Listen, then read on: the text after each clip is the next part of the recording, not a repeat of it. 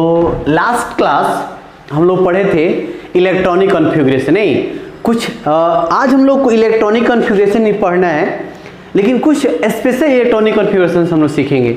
नहीं बहुत सारे बच्चों को हम बोले थे कि तुम लोग को होमवर्क बना के भेजना है, तो एक बच्चा बना के भेजा है। नहीं 1 से लेके और वो बेचारा 40 तक बनाया था, 40 तक एलिमेंट्स का इलेक्ट्रॉनिक कॉन्फ़िगरेशन लिख के भेजा था। उसमें क्रोमियम और कॉपर का थोड़ा सा गड़बड़ हुआ था। नहीं तो किसी का भी गड़बड़ हो सकता है क्रोमियम और कॉपर का, और तुम उसके बारे में नहीं जानते हो, नहीं पढ़े हो, तो गलत होना ही होना है। तो चलो आज हम लोग स्टार्ट करते हैं। लास्ट क्लास बताए थे नहीं कि हम लोग कैसे भरते हैं इलेक्ट्रॉनिक कॉन्फ़िगरेशन। नहीं तो चलो जरा आज हम लोग सीखते हैं क्रोमियम का, क्रोमियम 24 इसका हम लोग को सीखना है। ठीक है, तो क्रोमियम का अगर सीखोगे तो कैसे लिखोगे? 1s2 2s2 2p6 3s2 3p6 और 4s2 और 3d, कोई भी ऐसे ही लिखेगा। नहीं वीडियो का देखो, थोड़ा सा वीडियो क्वालिटी थोड़ा सा गड़बड़ होगा आज, क्योंकि सुबह से लाइट नहीं आया है और बारिश भी हो रही है। ठीक है, तो इसके वजह से थोड़ा सा अंधेरा अंधेरा होगा, लेकिन तुम लोग थोड़ा सा उसको मैनेज कर लेना। ठीक है, फिर कल से ठीक हो जाएगा। तो चलो ये बना होगा, जरा सा देखें हम। ठीक है, चलो ध्यान दो। तो इसमें हम बात करते हैं ये क्रोमियम का। तो कोई भी बनाएगा तो ऐसे ही बनाएगा 4s2 और 3d4, लेकिन ये गलत है। लेकिन ये कॉन्फ़िगरेशंस क्या है? गलत है। तो फिर सही कॉन्फ़िगरेशंस क्या है देखो तो लिखोगे तो 1s2 2s2 2p6 3s2 3p6, उसके बाद होता है 4s1 और 3d क्या होता है 5। ये तुम्हारा सही है। 4s1 और 3d क्या होता है 5 होता है। थोड़ा सा ध्यान दो। ऐसा अगर हम कॉपर की बात करते हैं, यदि हम लोग कॉपर 29 की बात करते हैं तो क्या होता है 1s2 2s2 2p6 3s2 3p6 4s2 और 3d9। तुम लोग ऐसे ही बनाया होगा ना बाबू, तुम लोग ऐसे ही बनाया होगा, लेकिन ये भी गलत है। इसको कैसे तुम सही करोगे? 1s2 2s2 2p6 3s2 3p6 4s1 और 3d10। नहीं ये चीज सही है। तो आखिर ये कैसे हो जा रहा है और कब कब ऐसे होगा? नहीं तुम लोग तो सही लिख रहे हो ना, रियल में जो एग्जैक्ट लिखने का तरीका है वो तो ऊपर वाला ही है। हम लोग तो ऐसा ही लिखते हैं ना। नहीं लेकिन फिर भी तुम्हारा क्या हो जाए, गलत हो जा रहा है। तो गलत क्यों हो रहा है? आखिर हम लोग उसको हम लोग सही करना है। होता नहीं है, कुछ बच्चे आइडियल नहीं होते हैं। नहीं कुछ ऐसे बच्चे होते हैं ना जो सिर्फ अपना सुनते हैं, वो सर का अपने बात नहीं मानेंगे, क्लास टाइम से नहीं आएंगे। नहीं तो ऐसे ही कुछ ऐसे भी एलिमेंट्स होते हैं जो किसी रूल को नहीं मानता, वो अपना उसका एक अलग दुनिया होता है, एक अलग स्टाइल होता है। नहीं तो इसको हम लोग को सीखना है। आखिर ये कैसे तुम समझोगी सही है गलत है? नहीं तो ऐसे ऊपर वाला में तो लिखना ही नहीं है। ऐसा तो इलेक्ट्रॉनिक कॉन्फ़िगरेशन होता ही नहीं है। नहीं एकदम याद रहेगा, ऐसा तो इलेक्ट्रॉनिक कॉन्फ़िगरेशन होता ही नहीं है। याद रखा इस चीज को एकदम। नहीं अब जरा सा ध्यान देने वाली बात यह है तुम लोग को कि तुम कैसे समझोगे कि ऐसा होगा, ऐसा क्यों हुआ। नहीं लोग लिख देते कि एक्सेप्शन है, नहीं लेकिन ऐसा क्यों हुआ इसको समझने के लिए थोड़ा सा आज हम लोग थोड़ा सा कुछ चीजें पढ़ेंगे जो कि बहुत इंपॉर्टेंट है, और आगे भी तुम लोग को उसका बहुत ज्यादा जरूरत पड़ने वाला है। तो चलो हम लोग स्टार्ट करते हैं अपना। चलो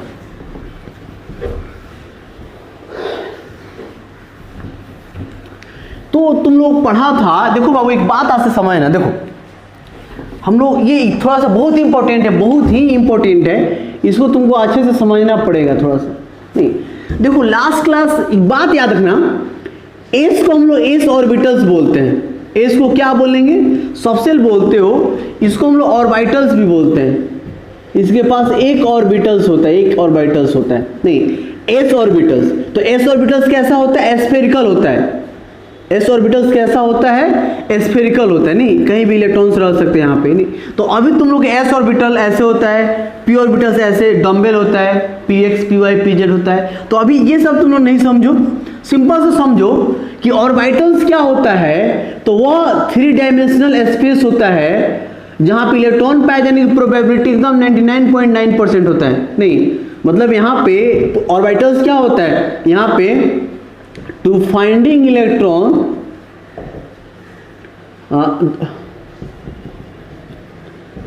the probability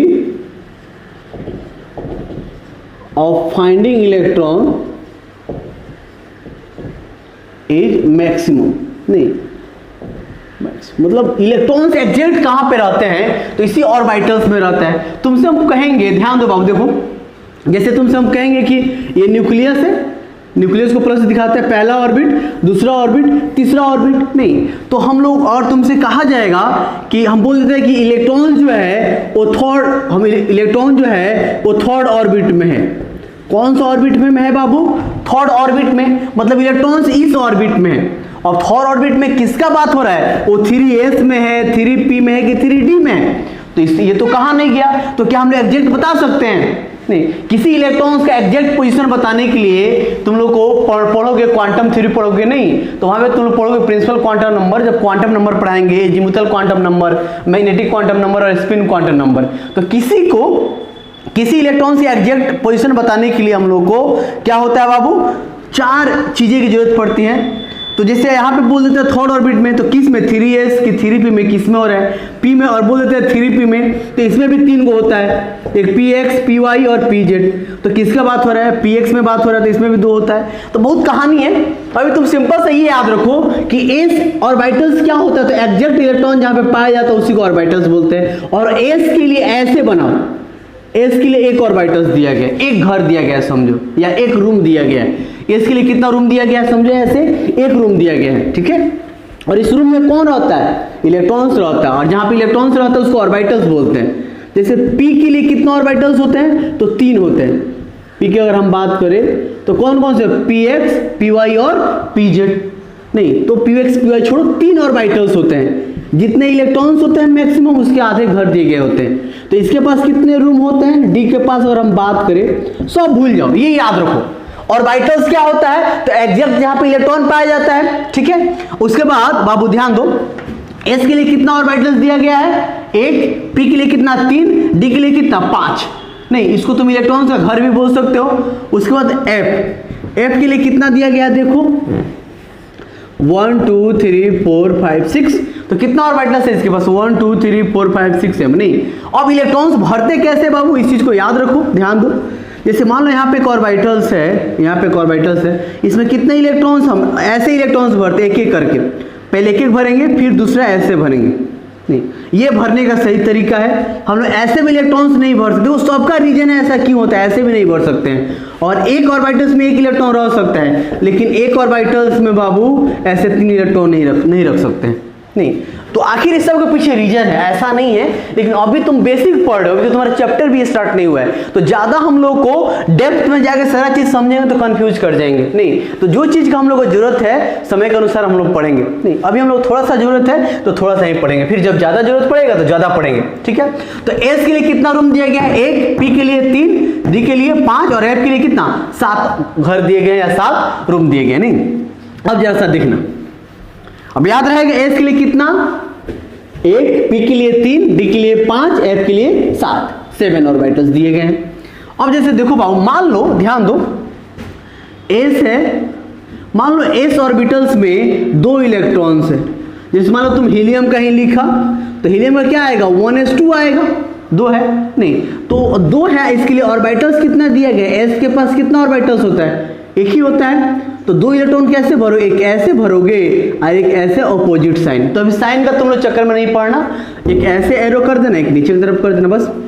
नहीं, जैसे यहाँ पे देखो तो इसको भरोगे तो कैसे होगा? ऐसे लिख सकते हो 1s। नहीं, अच्छा, एक ही घर है और एक घर में मैक्सिमम 2 इलेक्ट्रॉन्स रह सकते हैं। जितना रह सकते हैं उतना है, इसका मतलब इस फुल फील्ड है, इसको हम लोग बोल सकते हैं ना, ये तुम्हारा क्या है? फुल फील्ड है। नहीं, अच्छा, मान लो कि एक इलेक्ट्रॉन रहता तो, जैसे हाइड्रोजन है, जैसे क्या तुम्हारे पास बाबू? जैसे तुम्हारे पास हाइड्रोजन है, तो हाइड्रोजन की कहानी क्या है? देखो यहाँ पे 1s1, तो इसके पास कितना इलेक्ट्रॉन्स आएगा? 1 इलेक्ट्रॉन्स आएगा। नहीं, तो और एक इलेक्ट्रॉन्स है तो एक ही ना भरेंगे, एक ही इलेक्ट्रॉन्स भरेंगे, तो इसको हम लोग क्या बोलते हैं? अब हाफ फील्ड ऑर्बिटल्स बोलते हैं। इसको क्या बोलेंगे? Half field orbitals. नहीं, अच्छा, तुम जानते हो कि s ऑर्बिटल्स में या तो 2 इलेक्ट्रॉन्स रहेंगे या तो 1, और इलेक्ट्रॉन्स फ्रैक्शन में होते नहीं है। तो फिर हम लोग क्या कर सकते हैं कि या तो हमेशा s वाला फुल फील्ड होता है या तो हाफ फील्ड होता है। नहीं, पार्शियल फील्ड नहीं होता है। लेकिन वहीं अगर हम P की बात करें तो P में कितना इलेक्ट्रॉन्स होते हैं? 6 इलेक्ट्रॉन्स होते हैं। कितना इसके लिए घर दिया गया है?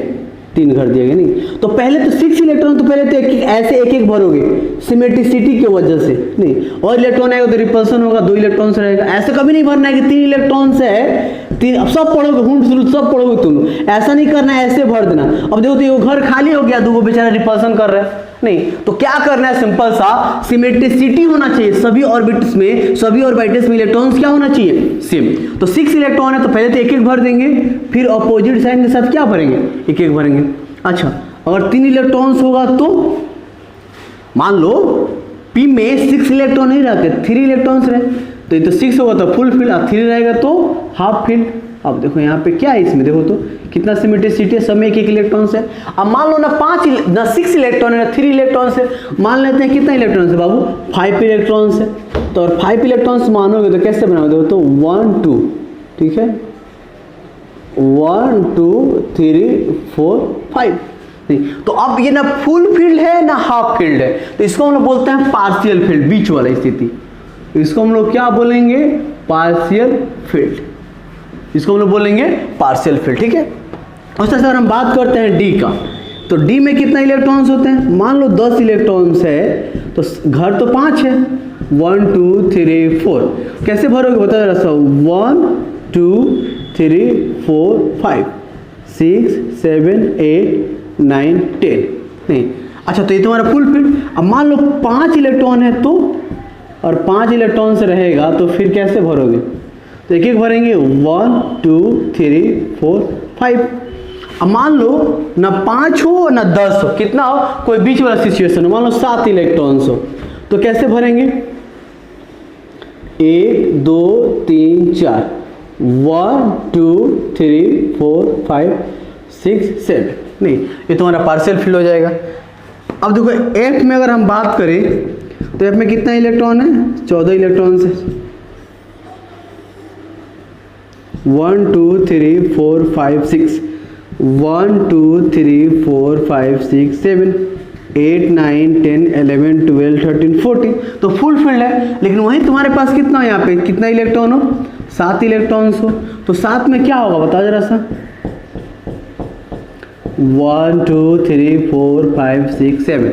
तो अब यहाँ पे मान लो 5 इलेक्ट्रॉन्स है, तो 5 इलेक्ट्रॉन्स रहेगा तो क्या होगा? 1 2 3 4, 1 2 3 4 5 हो गया 6। नहीं, अब देखो तुमसे अगर पूछा जाए कि जैसे तुम देखते हो ना हीलियम हो गया तुम्हारे पास, या नियॉन हो गया, आर्गन हो गया, क्रिप्टन हो गया, जेनॉन हो गया, रेडॉन हो गया, तो देखो तो इसमें क्या होता है? 1s2, इसके पास कितना ऑर्बिटल्स है? 2, तो भरा हुआ है। नियॉन का 10 होता है, लिखोगे तो 1s2 2s2 2p6। देखो तो इसका भी सब के सब क्या है बाबू? भरा है कि खाली है? देखो तो सब के सब क्या है? फुल फील्ड है। नहीं, ये सब तो इनर्ट गैस है, ये सब क्या है? इनर्ट गैस है। हालांकि जेनॉन रिएक्शन करता है नहीं, वो तुम आगे पढ़ोगे 12th में तुम्हारा है।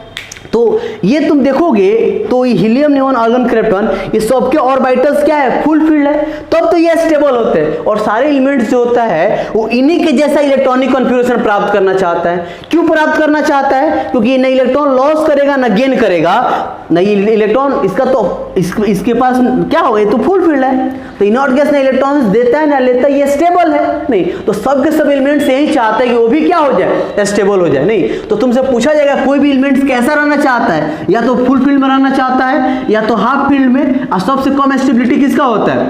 यानी कि अगर तुमसे पूछा जाए, हमेशा काम आएगा स्टेबिलिटी ऑर्डर, तुमसे पूछा जाए तो सबसे ज्यादा किसका होगा बता जरा सा? फुल फील्ड का होगा। उसके बाद किसका होगा बताओ? हाफ फील्ड का होगा, और उसके बाद पार्शियल फील्ड का। उसके बाद हो जाएगा किसका? पार्शियल फील्ड का। याद रहेगा सब इधर होगा फुल फील्ड का, हाफ फील्ड का, फिर किसका हो जाएगा? पार्शियल फील्ड का। तो एकदम याद रखना आज से कि किसी भी एलिमेंट्स का इलेक्ट्रॉनिक कॉन्फ़िगरेशन सबसे ज्यादा स्टेबल कौन सा होता है? फुल फील्ड होता है। ये सिमेट्रिसिटी की वजह से क्या हो जाता है? हाफ फील्ड, जितने घर उसमें सब में एक एक इलेक्ट्रॉन है, तो ज्यादा सिमेट्रिसिटी है इसमें, तो इसकी स्टेबिलिटी क्या होगा? ज्यादा होगा। और आगे जब तुम पढ़ोगे तो बहुत सारी चीजें पढ़ोगे, बस अभी इतना जान जाओ कि सबसे ज्यादा स्टेबल कौन सा है? Full field. यानी कि इलेक्ट्रॉन, यानी कि एलिमेंट्स जो है वो किस तरह का कॉन्फ़िगरेशन चाहता है? फुल फील्ड वाला कॉन्फ़िगरेशन चाहता है। नहीं, अब जरा सा देखना है इसको, देखो लिख लो जरा सा अच्छे से, तो इसको इतना को लिख लो अच्छे से। याद रखना है हमेशा, full field, half field, partial field, बहुत बड़ी बात तुम लोग जानने वाले हो अभी, ठीक है। अब देखो हम लोग वापस आते हैं क्रोमियम और कॉपर पे, नहीं बाबू, तो जैसा देखो कॉपर की हम लोग बात करते हैं, क्रोमियम खुद से लिख लेना। देखो यहाँ पे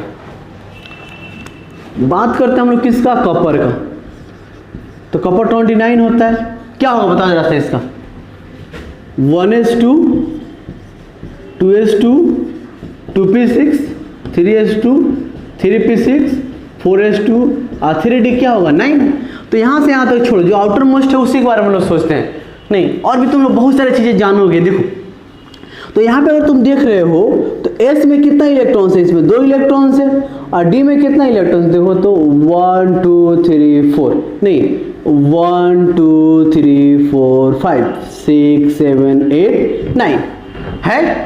अब जैसे एक बात बताना हमको, ध्यान दो, देखो तुम ये न्यूक्लियस है, ये पहला ऑर्बिट, दूसरा ऑर्बिट, तीसरा ऑर्बिट, पहला दूसरा तीसरा, S sp sp d, ऐसे ही ना कहानी है। अब क्या होगा बताओ जरा से, देखो यहाँ से S यही ना चाहता है, यहाँ पे इलेक्ट्रॉन से पहले 1s में जाता है, उसके बाद कहाँ जाएगा 2s, उसके बाद 2p, 3s 3p 3d, 3s 3p और क्या होगा 3d, 3s 3p और 3d, उसके बाद क्या होगा 2s और 2p और 1s। नहीं तो इलेक्ट्रॉन से पहले 3s में जाता, 3p में 3d में जाता, लेकिन तुम देखते हो 3s 3p के बाद क्या आ जाता है 4s आ जाता है। नहीं ऑलमोस्ट अगर हम बात करें, देखो होता है क्या है, ये दोनों का, इसका एनर्जी थोड़ा सा इससे कम होता है, नहीं लेकिन हम लोग क्या मान के चलते हैं, ऑलमोस्ट क्या होता है, ऑलमोस्ट सेम एनर्जी, इस दोनों की एनर्जी क्या होता है, सेम होता है। अब एनर्जी सेम है, मान लो एनर्जी अगर सेम है तो इलेक्ट्रॉन को तो एनर्जी से मतलब है, और उसको सेम ऑर्बिट्स वाला एनर्जी मिलेगा तो वहां पे चला जाएगा। तो अगर एक इलेक्ट्रॉन यहां से यहां चला जाता है, अगर एनर्जी सेम है तो एक इलेक्ट्रॉन अपने आप ट्रांसफर हो जाता है। अगर ऐसे करने से देखो क्या होगा, होगा क्या 1s2 2s2 2p6 3s2 3p6 4s1 और 3d क्या होगा 10 होगा। नहीं मतलब ये तुम्हारा, इसके पास अब कितना इलेक्ट्रॉन्स हो गए, हाफ फील्ड, और ये तुम्हारा क्या हो गया, देखो तो 1 2 3 4 5 6 7 8 9 10, अभी तुम्हारा हाफ फील्ड हो गया। नहीं और ये तुम्हारा क्या हो गया, फुल फील्ड हो गया। एक तुम्हारा हाफ फील्ड हो गया, दूसरा तुम्हारा क्या हो गया, फुल फील्ड हो गया। तो कॉपर हमें ऐसा लिखना ही नहीं है, हमेशा कैसे लिखना है, ऐसे लिखना है। नहीं उस तरह से क्रोमियम का भी लिखोगे तो कैसे लिखोगे बताओ, 4s1 और 3d 5, ये हाफ फील्ड और तुम्हारा ये दोनों क्या हो जाएगा, हाफ फील्ड। तो क्रोमियम और कॉपर इसी में रहते हैं, हमेशा याद रखना बाबू, क्रोमियम और कॉपर एक, अभी तुम्हारे सिलेबस में 11th तक सिर्फ और सिर्फ तुम कहाँ पे, सिर्फ और क्रोमियम और कॉपर में भी ऐसा केस आएगा। आगे जाओगे तो और भी बहुत सारा चीजें तुम जानोगे, तो वहां पे तुम पढ़ोगे। नहीं तो कभी भी तुम लोग क्रोमियम और कॉपर का लिखने के लिए कहा जाए तो जो जनरल ट्रेंड्स होता है वैसे नहीं लिखोगे, उसको थोड़ा सा एक 4s से एक इलेक्ट्रॉन कहां ट्रांसफर कर देंगे 3d में। ऐसा करने से क्या होता है, इस क्रोमियम का देखो तो ओवरऑल स्टेबिलिटी क्या हो गया, देखो ना अगर इसको लिखोगे तो ओवरऑल स्टेबिलिटी देखो तो पहले क्या था, एक फुल और एक पार्शियल, अभी भी एक फुल है लेकिन एक तुम्हारा क्या हो गया, हाफ हो गया। तो ओवरऑल एनर्जी क्या हो जाता है, बढ़ जाता है। तो बस इस चीज को दिमाग में रखना और याद रखना है, हो जाएगा ना। तो क्रोमियम और कॉपर का बड़े अच्छे से हम लोग कर लिए, ठीक है। तो याद रखना, मेरे ख्याल से तुम लोग का इलेक्ट्रॉनिक कॉन्फ़िगरेशन अब आ गया। नहीं तो चलो हम लोग नेक्स्ट कुछ चीजें सीखते हैं।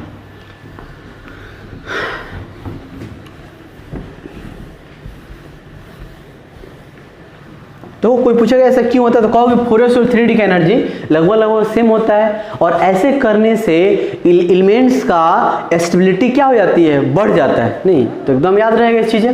चलो ध्यान दो, अब हम लोग सीखते हैं छोटे छोटे कुछ बातें जो इसको हमको जानना है। मेन हमको कौन कितना बॉन्ड बनाता है, वैलेंस इलेक्ट्रॉन्स कितने होते हैं, ये सब चीज़ें हम लोग सीखने हैं। तो अगर हम बात करते हैं टोटल वैलेंस इलेक्ट्रॉन का, total valence electron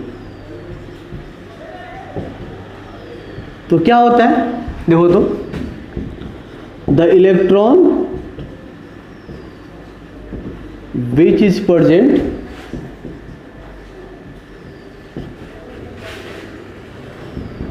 in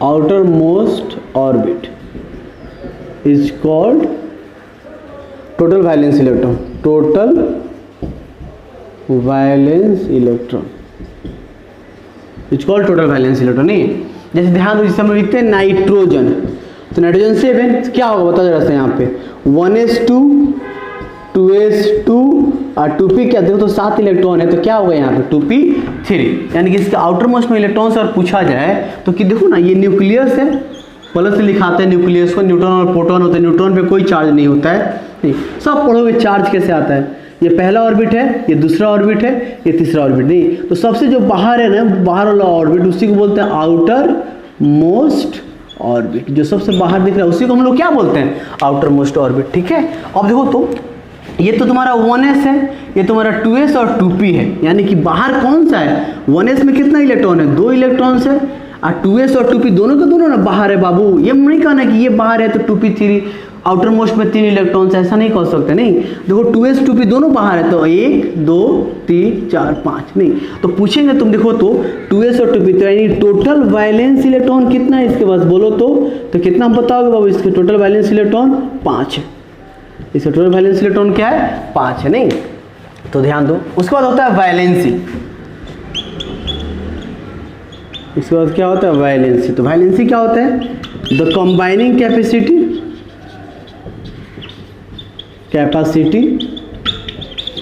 to complete octet or duet is called valency.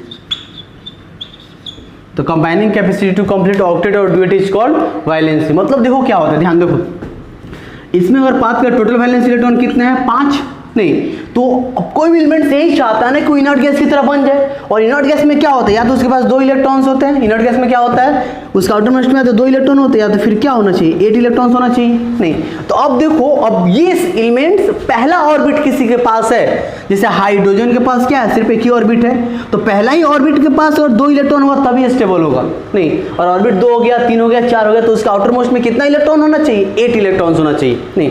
और हम बात करें यहाँ पे नाइट्रोजन का, तो नाइट्रोजन का देखो तो क्या होता है 1s2 2s2 2p3, तो टोटल वैलेंस इलेक्ट्रॉन इसका आउटर मोस्ट में कितना है 5 है, नहीं 5 है, तो देखो तो इसको क्या होने, अब ये क्या होना चाहेगा ये 2 होना चाहेगा, अब 2 होने के लिए क्या, अगर पहला ऑर्बिट इसका 2 इलेक्ट्रॉन से चाहेगा या तो 8 से आएगा, अब 2 होने के लिए क्या करना पड़ेगा इसको 5 इलेक्ट्रॉन को लॉस करना पड़ेगा, 5 इलेक्ट्रॉन लॉस करना बहुत मुश्किल चीजें होती है, वो संभव ही नहीं होता है, नहीं तो नाइट्रोजन क्या करेगा उसको आसान क्या है 5 है तो आसान है 3 को ले ले, तो इसका वैलेंसी कितना आ जाएगा बताओ बाबू, इसका वैलेंसी हो जाएगा 3।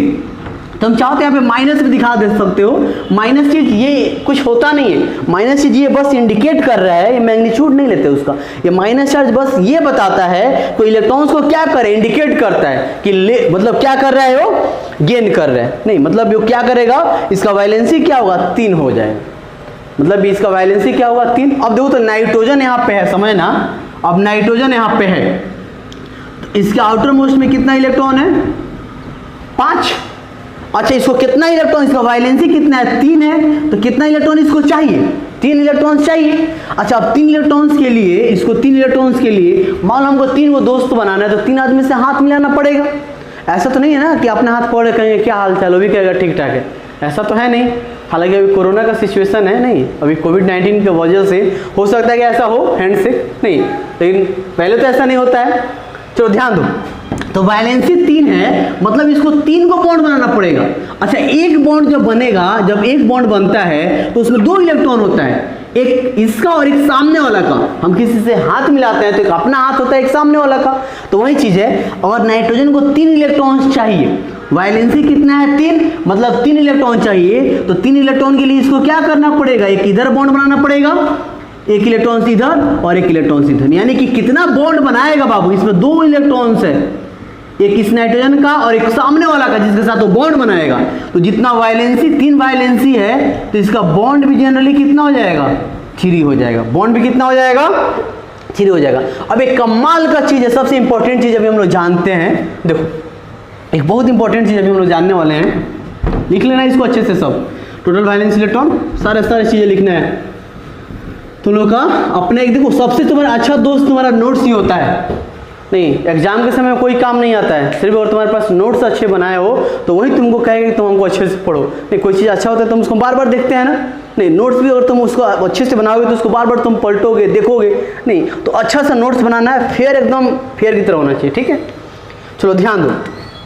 तो एक चीज़ बहुत इंपॉर्टेंट जो अभी हम लोग को जानना है वो चीज़ है लोन पेयर। वो चीज़ क्या है? Lone pair. नहीं, तो लोन पेयर क्या होता है बाबू? ये बहुत ही कमाल का चीज़ है, बहुत ज़्यादा जरूरत पड़ती है इसका, खासकर ऑर्गेनिक में तो बहुत ज़्यादा जरूरत पड़ता है। तो लोन पेयर क्या होता है? ध्यान देखो, द इलेक्ट्रॉन, वैसा electron which is present in outermost orbit but does not participate in bond formation is called lone pair. It's called lone pair। नहीं, क्या होता है लोन पेयर? देखो, the electron which is present in outermost orbit but does not take participate in bond, यानी कि bond बनाने में वो भाग नहीं लेता, उसी को हम लोग क्या बोलते हैं? लोन पेयर बोलते हैं। जैसे ध्यान दो, देखो जैसे अगर हम बात करें नाइट्रोजन का, तो नाइट्रोजन का क्या कहानी है? देखो तो कितने इलेक्ट्रॉन्स है, इसका आउटर मोस्ट में इलेक्ट्रॉन्स कितने थे ये बताओ। इसका आउटर मोस्ट में 5 इलेक्ट्रॉन था, तो ये इलेक्ट्रॉन्स इधर यूज हो गया, ये भी यूज हो गया, ये भी यूज हो गया। कितना इलेक्ट्रॉन्स है जो आउटर मोस्ट में है लेकिन बॉन्ड नहीं बनाया? कितने इलेक्ट्रॉन्स है बताओ? कितने? देखो तो यहाँ पे 2 इलेक्ट्रॉन्स है। कितने इलेक्ट्रॉन्स है? 2 इलेक्ट्रॉन्स है। तो पेयर कितना हुआ? एक पेयर। तो इसी को हम लोग क्या बोलेंगे? Lone pair. यानी कि इसके पास कितना लोन पेयर है? 1 लोन पेयर। याद रहेगा। तो अभी हम लोग क्या जानेंगे? टोटल वैलेंस इलेक्ट्रॉन, वैलेंसी और लोन पेयर। तो टोटल वैलेंस इलेक्ट्रॉन क्या होता है? जो आउटर मोस्ट ऑर्बिट में होता है। वैलेंसी क्या होता है? उसको ऑक्टेट या ड्यूएट करने के लिए जितना इलेक्ट्रॉन्स लेना पड़े। लोन पेयर क्या होता है? वैसा इलेक्ट्रॉन जो आउटर मोस्ट ऑर्बिट में हो, यानी कि बाहरी कक्षा में हो, आउटर मोस्ट ऑर्बिट में हो लेकिन वो बॉन्ड नहीं बना, उसी को हम लोग क्या बोलेंगे? लोन पेयर बोलते हैं। नहीं, जैसे 2-4 क्वेश्चन हम लोग करते हैं। चलो, तो कुछ क्वेश्चंस किया जाए क्या? चलो ध्यान दो, देखो सबसे पहला क्वेश्चन, ऑक्सीजन के पास कितना लोन पेयर्स है? नहीं, तो अगर हम ऑक्सीजन की बात करते हैं 8 होता है। तो लिखो सबसे पहले इसका इलेक्ट्रॉनिक कॉन्फ़िगरेशन कैसे लिखोगे? 1s2 2s2 2p6 3s2 और 3p क्या आता है बाबू इसके पास? देखो तो कहाँ हम लोग चले गए बाबू? 8 इलेक्ट्रॉन है, तो 2s2 2p2 और 1s2 2s2 2p4। इसका आउटर मोस्ट में कितने इलेक्ट्रॉन? अगर हम बात करें टोटल वैलेंस इलेक्ट्रॉन का, तो कितना है इसका आउटर मोस्ट में? 6। टोटल वैलेंस इलेक्ट्रॉन कितना है? 6। अब इसका वैलेंसी पूछेंगे तो वैलेंसी कितना होगा? 6 है तो कितना लेना चाह रहा होगा? 2। तो वैलेंसी कितना हो जाएगा इसका? 2। नहीं, माइनस भी दे सकते हो, -2 मतलब 2 इलेक्ट्रॉन लेगा ये, हालांकि तो शेयरिंग करेगा। चलो ध्यान दो, तो वैलेंसी 2 है, यानी कि ऑक्सीजन इसके पास कितना इलेक्ट्रॉन्स कितना आउटर मोस्ट में? 6। कितना बॉन्ड बनाएगा इसका? 2 बॉन्ड। कितना अपना इलेक्ट्रॉन यूज करेगा? 2 इलेक्ट्रॉन। कितना इलेक्ट्रॉन इसके पास बच गया? 4। पेयर कितना हुआ? 2। तो एक यहाँ पे पेयर बनाओ और एक यहाँ पे पेयर बनाओ। नहीं, इसका मतलब ये बॉन्ड कितना बनाएगा बाबू? जितना वैलेंसी के बराबर। लोन पेयर इसके पास कितना है? अगर पूछेंगे लोन पेयर कितना है इसके पास, तो लोन पेयर बात किया जाए तो कितना है बाबू इसके पास? 2 लोन पेयर है। बात समझ में आया? नहीं, उस तरह से चलो देखो तो जरा सा चलो जरा तुम F का निकालो। तो F का बताना है तुमको टोटल वैलेंस इलेक्ट्रॉन, उसके बाद हाइड्रोजन के बनाओ। सब जल्दी करो, जल्दी करो। तो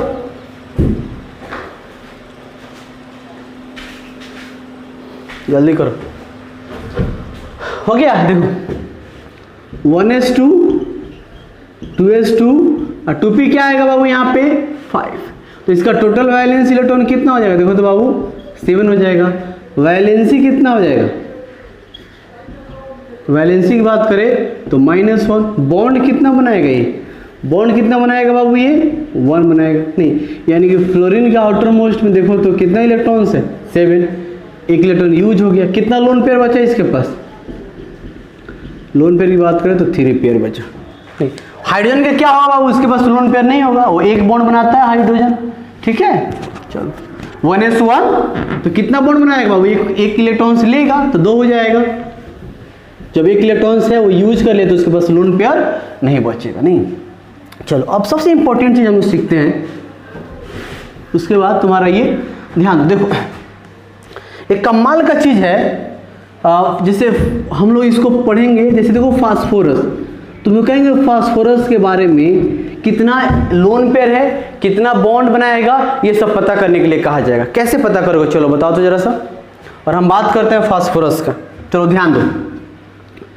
तो 1s2 2s2 2p6, उसके बाद क्या होगा 3s2 3p 3s2 3p क्या आएगा बाबू यहाँ पे बोलो, तो 15 इलेक्ट्रॉन था, 10 2 12 3 15, नहीं इसका मतलब इसका आउटर मोस्ट में टोटल और वैलेंस इलेक्ट्रॉन की हम बात करें तो कितना बाबू इसके बाद आउटर मोस्ट में 5, तो वैलेंस इसका वैलेंसी पूछेंगे, वैलेंसी कितना हो जाएगा, तो -3, जितना वैलेंसी उतना ही बॉन्ड बनाएगा, तो कितना बॉन्ड बनाएगा 3।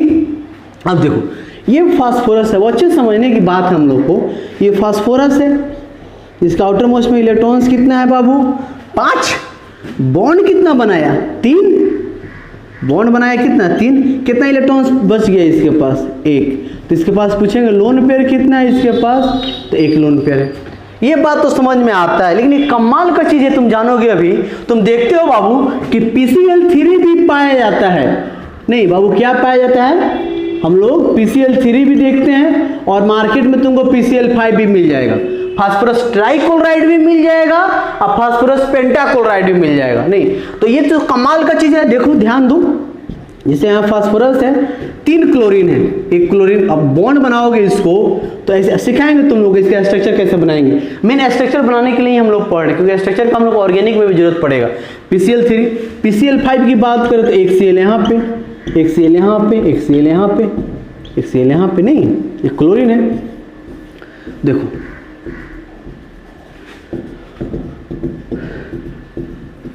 ट्राइगोनल बाइपिरामिड नहीं, तो अभी सब छोड़ो सब चीजें, तो सिंपल से इसका स्ट्रक्चर बना हुआ PCl Cl Cl, यहाँ पे Cl, यहाँ पे Cl, तो फास्फोरस पेंटाक्लोराइड, यहाँ पे फास्फोरस कितना बॉन्ड बना है देखो, तो ऑक्टेट का वाट लग गया, 10 इलेक्ट्रॉन उसके पास हो गया, नहीं तो इसके पास डी ऑर्बिटल्स है, नहीं अब देखो तो इसके पास एक लोन पेयर है, अब इसका तो आउटर मोस्ट में 5 इलेक्ट्रॉन था, पांचों शेयर कर लिया, तो कहां उसके पास अब लोन पेयर नहीं है। अब कमाल का चीज है कि फास्फोरस यहाँ पे 3 बॉन्ड बनाया है और फास्फोरस यहाँ पे 5 बॉन्ड बनाया है। जब 3 बॉन्ड बनाएगा तो 1 लोन पेयर होगा, और जब 5 बॉन्ड बनाएगा तो उसके पास लोन पेयर नहीं होगा, 0 लोन पेयर होगा, नहीं।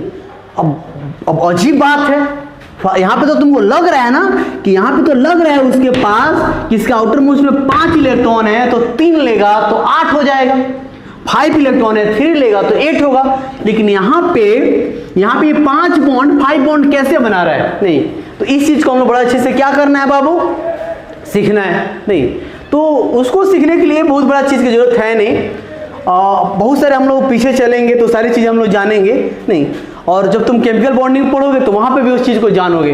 बस अभी इतना याद रख लो बाबू कि हम लोग अभी इसको डिस्कस करेंगे, इसके पास वेकेंट डी ऑर्बिटल्स होता है, इसके पास क्या होता है फास्फोरस के पास, तो 5 बॉन्ड कैसे बना लेता है, तो ड्यू टू वेकेंट, जैसे मान लो तुम्हारे होता नहीं है, जैसे घर में कुछ मेहमान हमारे आ जाते हैं तो घर है तो उसमें वो रह लेते हैं, वही चीज है, तो due to vacant d orbital. समझना है कैसे, ध्यान दो बाबू, नाइट्रोजन कभी भी 5 बॉन्ड नहीं बना सकता है, नाइट्रोजन हमेशा कितना बॉन्ड बनाएगा नहीं, कभी भी NH3 ही होता है, NH5 नहीं होता है, नहीं क्यों नहीं होता है, जैसे इसको हम लोग डिस्कस करते हैं, ध्यान दो।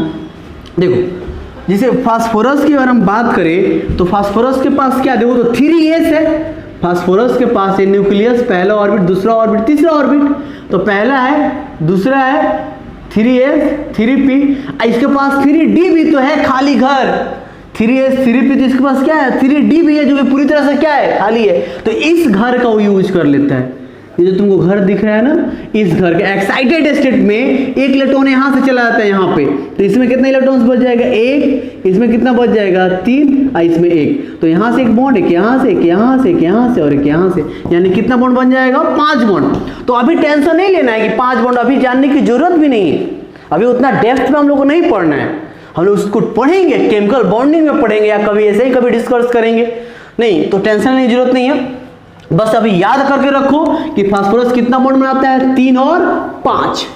अब हमको बात कर रहे हैं, ध्यान दो, देखो कौन कितना बॉन्ड बनाता है। अब एक जगह हम लिख देते हैं, ठीक है? जैसे ध्यान दो, देखो यहाँ पे, जैसे हम लोग इधर हम लोग लिखते हैं, देखो तो जैसे हाइड्रोजन लिखते हैं, तो हाइड्रोजन कितना बॉन्ड बनाता है? एकदम याद होना चाहिए तुमको।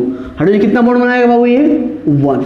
हम लोग बेसिक चीज पढ़ रहे हैं, कल से हम लोग अपना चैप्टर शुरू करेंगे, तो फिर कहानी कुछ अलग होगा एकदम। उसमें हम लोग को जो चीज़ पढ़ना है, जितने डेप्थ तक जाना है हम लोग पढ़ेंगे, क्योंकि वो हमारा चैप्टर होगा। अभी हम बेसिक पढ़ रहे हैं, तो बाबू इसमें हम लोग इतना नहीं पढ़ लेंगे। देखो ऐसा थोड़ा है, एक हाइड्रोजन तुम्हारा चैप्टर है, तुमको पता है, तुमको सबसे इनऑर्गेनिक एक हाइड्रोजन चैप्टर है। सोचो ना कि हाइड्रोजन एक चैप्टर ही है, कितना पढ़ोगे? नहीं, एक इलेक्ट्रॉन्स के बारे में तुम कितना दिन पढ़ोगे? प्रोटॉन्स के बारे में जब इसका डिस्कवरी पढ़ोगे, आखिर कहाँ से आया, तो अभी तो हम लोग सब पढ़ नहीं सकते हैं। शुरू से लेकर लास्ट तक तो elements, atoms, reactions, electron, proton, neutron ही तो पढ़ना है अगला 2 साल तक, नहीं तो पूरा हम एक ही दिन में तो कंप्लीट कर नहीं सकते हैं। तो हम लोग आराम से जितनी जरूरत है उसके हिसाब से पढ़ेंगे। तो हाइड्रोजन कितना बॉन्ड बनाता है? 1 बॉन्ड। लोन पेयर कितना होता है इसके पास, ये बताओ? तो लोन पेयर इसके पास होता है 0। हाइड्रोजन बस कार्बन आ जाओ, कितना बॉन्ड बनाता है कार्बन? 4 बॉन्ड। लोन पेयर होता है इसका 0। कार्बन वाला आ जाए नाइट्रोजन, कितना बॉन्ड? 3 बॉन्ड। लोन पेयर इसका होता है कितना इसके पास? 1। ऑक्सीजन आ जाओ, कितना बॉन्ड? 2 बॉन्ड। लोन पेयर कितना होता है इसके पास? 2। फ्लोरीन आ जाओ, कितना बॉन्ड? 1 बॉन्ड। लोन पेयर कितना होता है? 3। अब कमाल का इधर 3 4, जैसे अब याद रखो फास्फोरस, फास्फोरस कितना बॉन्ड बनाता है? तो 3 और 5, 3 बॉन्ड बनाएगा। इस चीज को याद रखना। तो 1 लोन पेयर, अब 5 बॉन्ड बनाएगा तो क्या होगा इसके पास? 0 लोन पेयर। अभी याद रखो, नहीं अच्छा। सल्फर कितना बॉन्ड बनाता है? तो जरूरत पड़ने पे 2 4 और 6। क्लोरीन कितना बॉन्ड बनाता है? 1 3 5 7, 1 3 5 7। नहीं, अब ये सब कैसे बना लेता है? ध्यान दो, ये सब जो बॉन्ड दिख रहा है, ये सब क्यों बनाता है? तो याद रखना, कहना due to vacant d orbital, vacant d orbitals, नहीं वैकेंट डी ऑर्बिटल्स की वजह से। जब ग्राउंड स्टेट, एक्साइटेड स्टेट सारी चीजें पढ़ोगे तो वहां पे तुमको पता चलेगा। नहीं, वो सारे के सारे एक्साइटेड स्टेट में बॉन्ड बनाते हैं। अब जैसे ध्यान दो, देखो याद रखना, फास्फोरस 3 बॉन्ड बनाएगा तो 1 लोन पेयर, 5 बॉन्ड बनाएगा तो कोई लोन पेयर नहीं। सल्फर क्या देखो, तो सल्फर के आउटर मोस्ट में कितना इलेक्ट्रॉन होता है? सल्फर की अगर हम बात करें, सल्फर 16, तो क्या होगा? 1s2 2s2 2p6 3s2 और 3p क्या होगा? देखो तो 3p4, यानी सल्फर के आउटर मोस्ट में 6 इलेक्ट्रॉन है। तो 2 बॉन्ड तो समझ में आता है, 4 bond due to vacant d orbital, और 4 बॉन्ड बनाएगा तो 1 लोन पेयर। मतलब अगर 4 बॉन्ड बनाया तो कितना लोन पेयर इसके पास? लोन पेयर कितना होगा बाबू? तो 4 बॉन्ड में कितना लोन पेयर? देखो तो 1 लोन पेयर। 2 बॉन्ड में कितना लोन पेयर? 2 बॉन्ड बनाया था, कितना लोन पेयर? 2 बॉन्ड में 2 लोन पेयर। अच्छा, 6 बॉन्ड में 1 भी लोन पेयर नहीं। क्लोरीन के आउटर मोस्ट में कितना इलेक्ट्रॉन होता है? देखो तो 7। तो 1 बॉन्ड तो बनाएगा, समझ में आ रहा है, लेकिन एक्साइटेड स्टेट में 3 बॉन्ड भी बना सकता है, 5 और 7 बॉन्ड भी बना सकता है। तो अगर 1 बॉन्ड बनाएगा तो कितना लोन पेयर होगा इसके पास? Due to vacant d orbitals. कोई पूछेगा अगर 3 5 7 कैसे बना लेता है, तो due to vacant d orbital कहोगे, उसके पास डी ऑर्बिटल्स होता है। देखो ना बाबू, नाइट्रोजन यहाँ पे है और फास्फोरस, तो इसके पास 1s2 2s2 2p क्या होता है? 3। तो क्या 2d होता है? 2d तो होता ही नहीं है। डी आता कहां से? थर्ड ऑर्बिट से आता है। तो डी की बात करें तो किस में आता है? देखो तो यहाँ 1s2 2s2 2p6 3s2 3p6 और 3d, तो 3d आया ना p में। तो फास्फोरस सल्फर क्लोरीन के पास 3d होता है। 3d पूरी तरह से खाली होता है, तो एक्साइटेड स्टेट में उसमें एक इलेक्ट्रॉन चला जाता है और वो वाला इलेक्ट्रॉन बॉन्डिंग करने लगता है, तो due to vacant d orbitals. तो क्लोरीन अगर 1 बॉन्ड बनाएगा तो लोन पेयर कितना हो जाएगा? अच्छे से लिख लेना तुम लोग। लोन पेयर कितना हो जाएगा बताओ? 1 बॉन्ड बनाएगा तो 3 लोन पेयर, 3 बॉन्ड बनाएगा तो कितना lone pair? 2 lone pair. 5 bond बनाएगा तो 1 लोन पेयर, और 7 बॉन्ड बनाएगा तो नहीं होगा लोन पेयर। नहीं। तो अच्छे से तुम लोग खूब बढ़िया से सबका नोट्स बना लेना। अब हम लोग लास्ट चलते हैं जिस चीज के लिए टॉपिक हम लोग पढ़ रहे। देखो टेंशन नहीं लो, ये तुम पढ़ोगे 5 बॉन्ड कैसे बनाया, 2 4 6 बॉन्ड कैसे बना लेते हैं, सब पढ़ोगे, ऐसा कुछ नहीं है। ये 10th क्लास नहीं है कि हम लोग लिख के छोड़ के चल देंगे, नहीं, ये 9th क्लास नहीं है, सारा चीज तुम पढ़ोगे डिटेल्स में। अभी हम लोग मात्र एक ही चीज सीखना है, कैसे स्ट्रक्चर बनाएंगे, उसके बाद हमारा चैप्टर स्टार्ट होगा, ठीक है। चलो तो चलो हेडिंग देते हैं बाबू,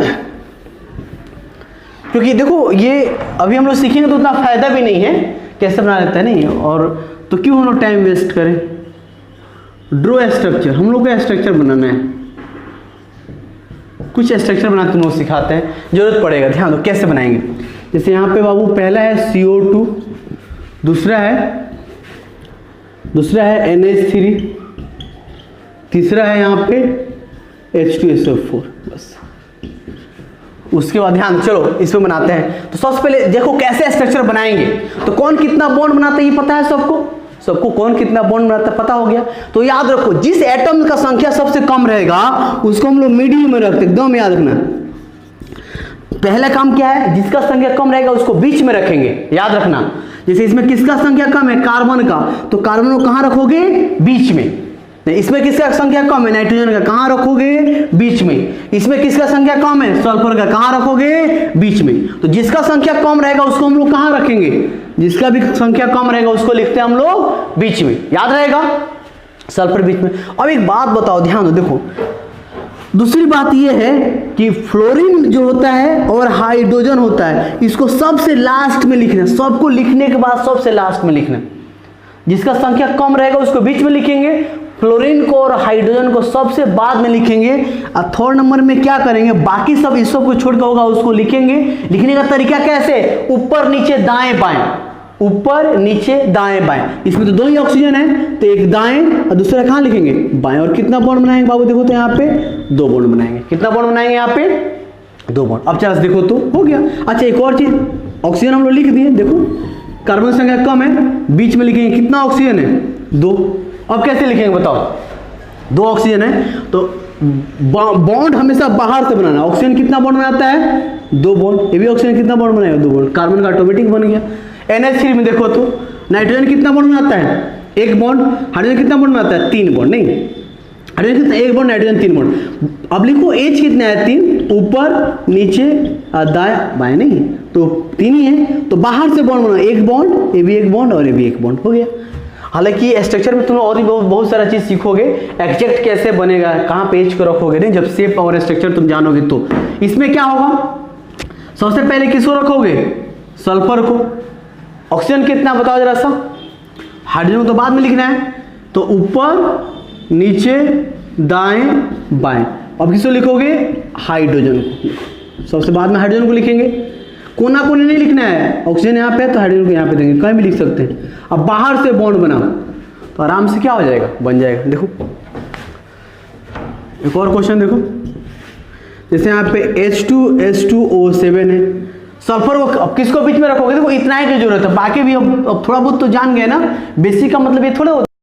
अब इतना बॉन्ड बनाना जान गया, वैलेंसी जान गए, इलेक्ट्रॉनिक, मेन हम लोग सीखना था। देखो ये बॉन्ड बनाना कुछ कुछ का जरूरत पड़ेगा, और दूसरी बात इलेक्ट्रॉनिक कॉन्फ़िगरेशन का और वैलेंसी, कौन कितना बॉन्ड बनाएगा इस चीज़ का, तो इतना ही हम लोग को सीखना था। बेसिक और भी बहुत, जब हम लोग इनऑर्गेनिक पढ़ेंगे तो फिर उसके लिए बेसिक सीखेंगे, जब मोल कॉन्सेप्ट पढ़ेंगे फिजिकल, फिर उसके लिए भी हम लोग बेसिक सीखेंगे। नहीं तो बेसिक खत्म नहीं हुआ है, नहीं, ऑर्गेनिक के लिए बेसिक खत्म हो गया। चलो अब देखो तो हाइड्रोजन 2, सल्फर 2, ऑक्सीजन 2। हाइड्रोजन तो बाद में लिखना है, तो किसका संख्या कम है, सल्फर का। कितना है बाबू, 2, तो एक यहाँ पे 2 और एक यहाँ पे 2, ठीक है। ऑक्सीजन कितना है बाबू, 7 ऑक्सीजन है, तो 3 इसको दे दो, 3 इसको दे दो, और एक कहाँ पे रख दो, बीच में।